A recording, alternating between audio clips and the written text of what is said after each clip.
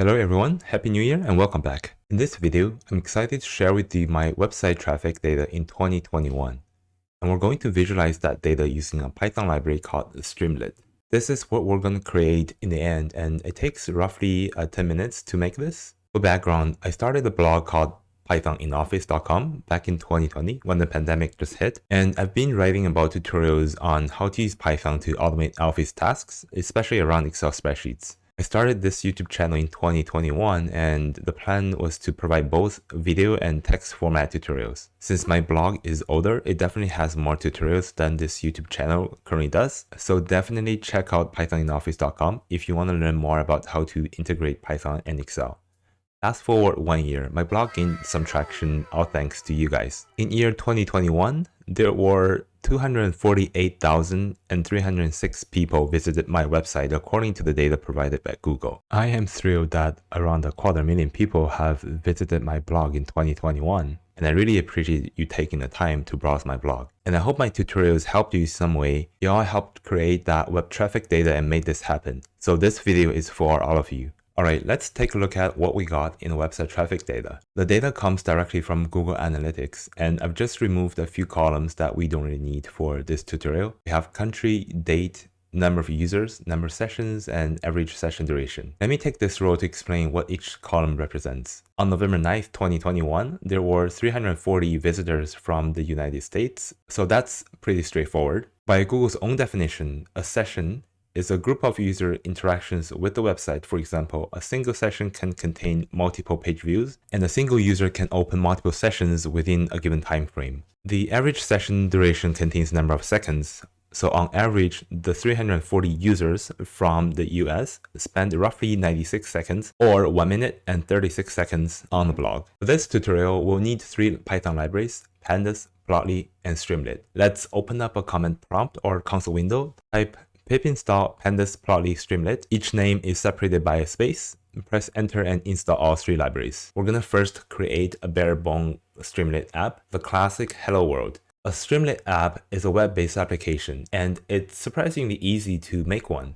Streamlit is like the easier, or maybe I should say lazier version of the plotly dash framework. We're gonna import Streamlit as st. So st.title hello world, and we can save the file. We need to run the app from the command prompt window, but instead of typing Python and then the file name, we need to type streamlit run, then followed by the file name. If you forgot and used the Python command instead, it's actually going to remind you that you need to use the streamlit run command instead. Then the browser should automatically open up to show the Streamlit app. If for any reason a browser doesn't open up, just simply copy this URL and paste it into a browser to view the app. So this is our Hello World app, and we made it with just 2 lines of code. I would say that the development experience with Streamlit is pretty awesome and efficient. We can create something with Streamlit much faster than with plotly dash. I'm gonna resize my app window and the code window to put them side by side so you can see what I mean. Right now this page is pretty boring, so let's add some data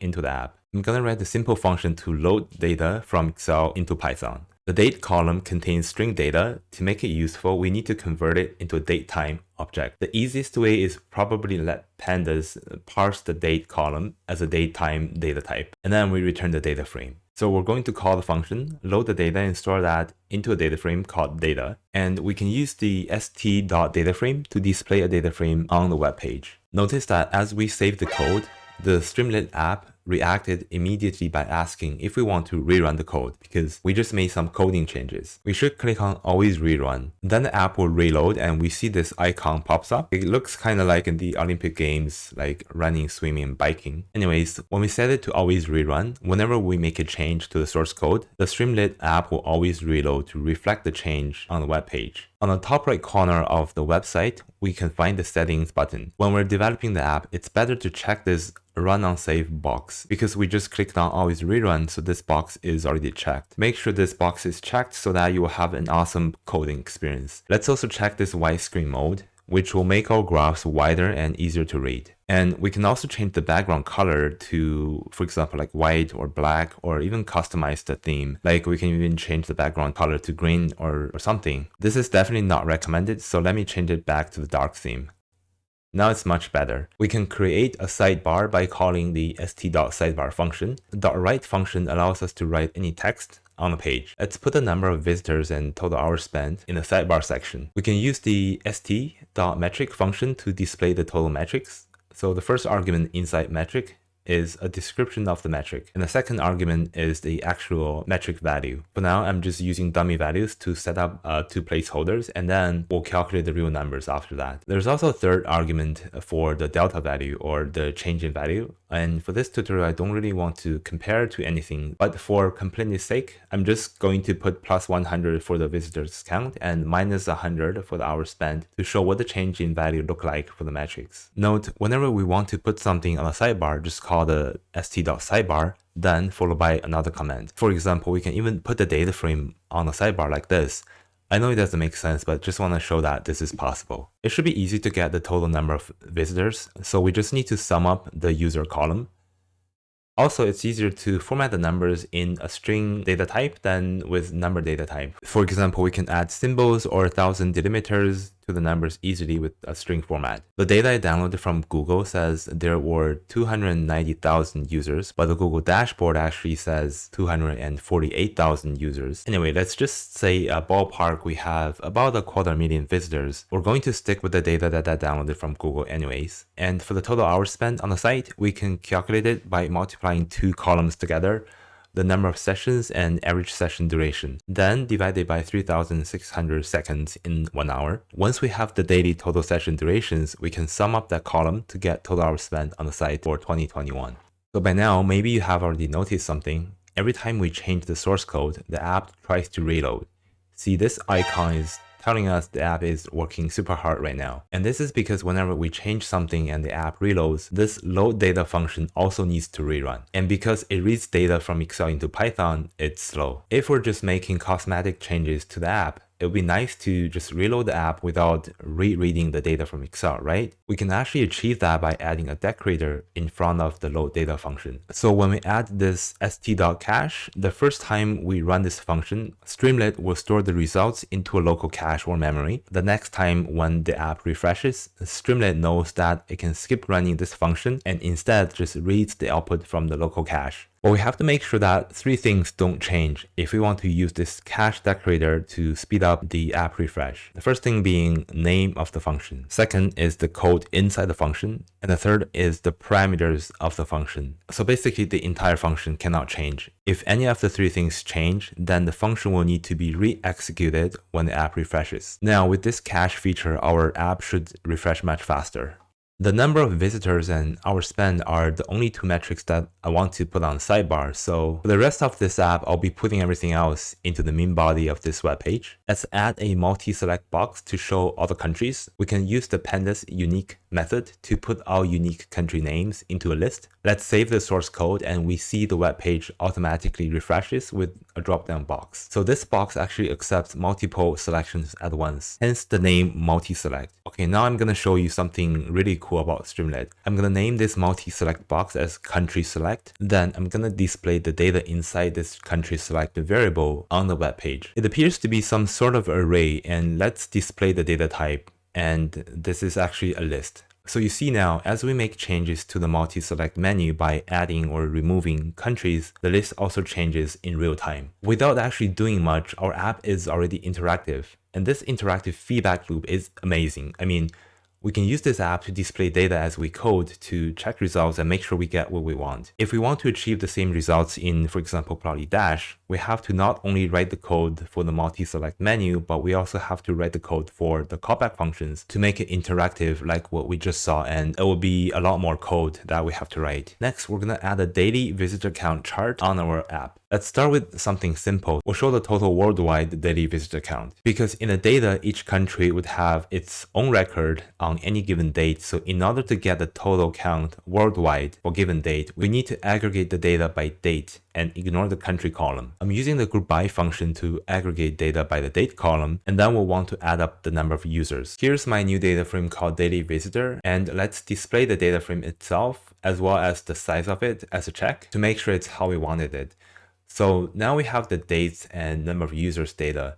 The number of days or the row is actually 364, and it's because Google tracking for my blog went down for a few days in October, so it missed some data and potentially missed the whole day as well. This really started to kind of feel like the Jupyter Notebook, as we type the code, we get to see the data on the page. But I think this is much cooler. So I'm going to remove the daily visitor data frame because we don't want to really show that on the page. Instead, we're going to show a graph. Let's draw a line chart using Plotly Express, and we should import Plotly Express if that hasn't been done yet. It's going to be super easy, px.line for the line chart and pass in the data frame. X-axis is the data column, and the y-axis is going to be the number of users column. Save the file, and we won't see the plot just yet. Remember, even for Plotly, we need to call the figure.show method to display the graph. Same thing here, but instead of calling the show method, we need to call streamlit.plotlychart, then pass in the figure object. And this argument here is just to make sure that we make the graph wider whenever space permits, so we can have a better view. And save this file again, and then we have the daily user count line chart. This is a Plotly chart, so it's fully interactive. We can see the daily number of users, and we can even zoom in and out on an area of the chart. Now, I want to connect the multi-select box with the line chart. Basically, when I select a country, the daily user count data of that country should show up on the plot. And because it's multi-select,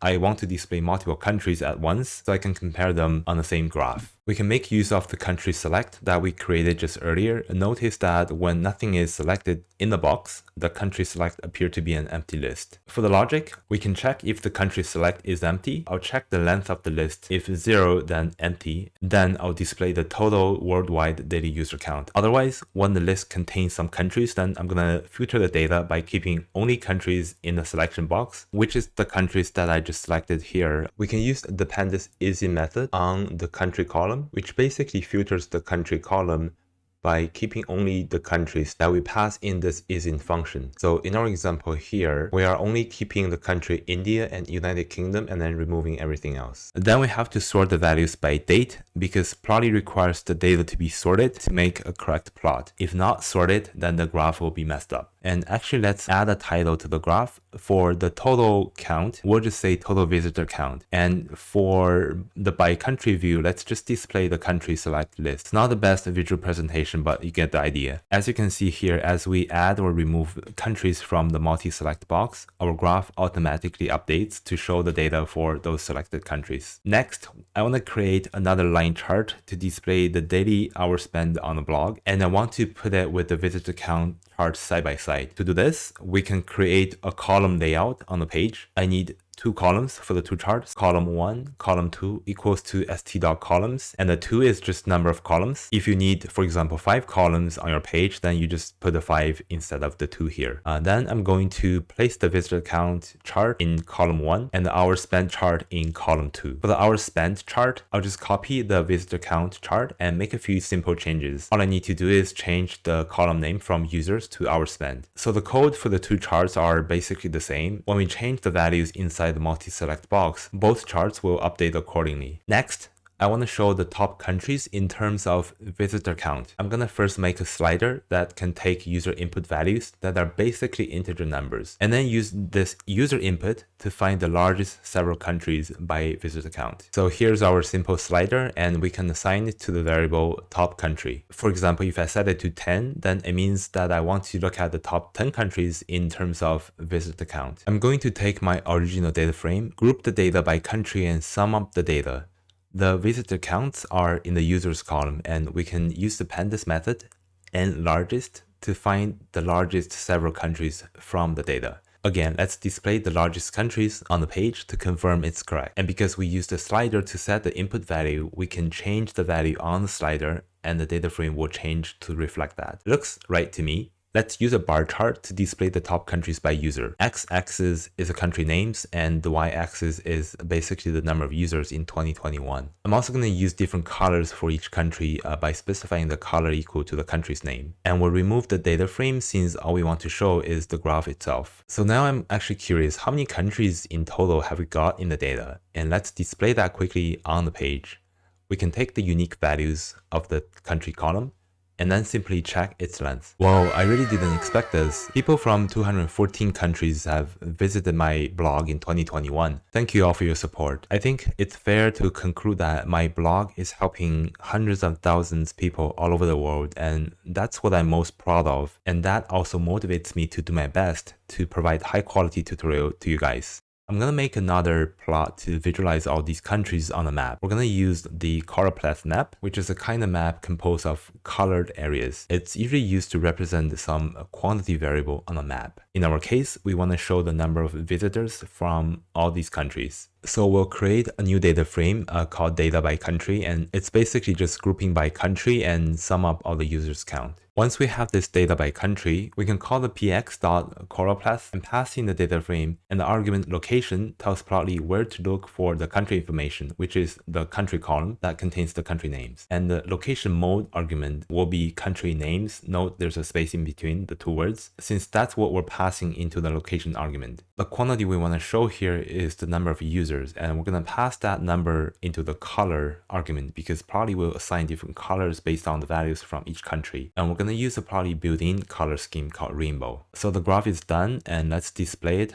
on the app. Areas that are in bright red color means a lot of visitors from that particular country. For instance, in the US, there were over 70,000 visitors from there. And in Canada, which is in this blue color, there were only 9,000 users. And we even got one friend visited us from the Antarctica. That's amazing. Maybe it's one of the researchers who actually lives there. The internet is a truly amazing place. Thank you all for your support in 2021. And I look forward to making more high quality tutorials for you guys in 2022. If you enjoyed the video, I would really appreciate if you can smash the like button. And that's all for today. I hope you best of luck and good health in 2022. Stay safe, and I'll see you in the next one.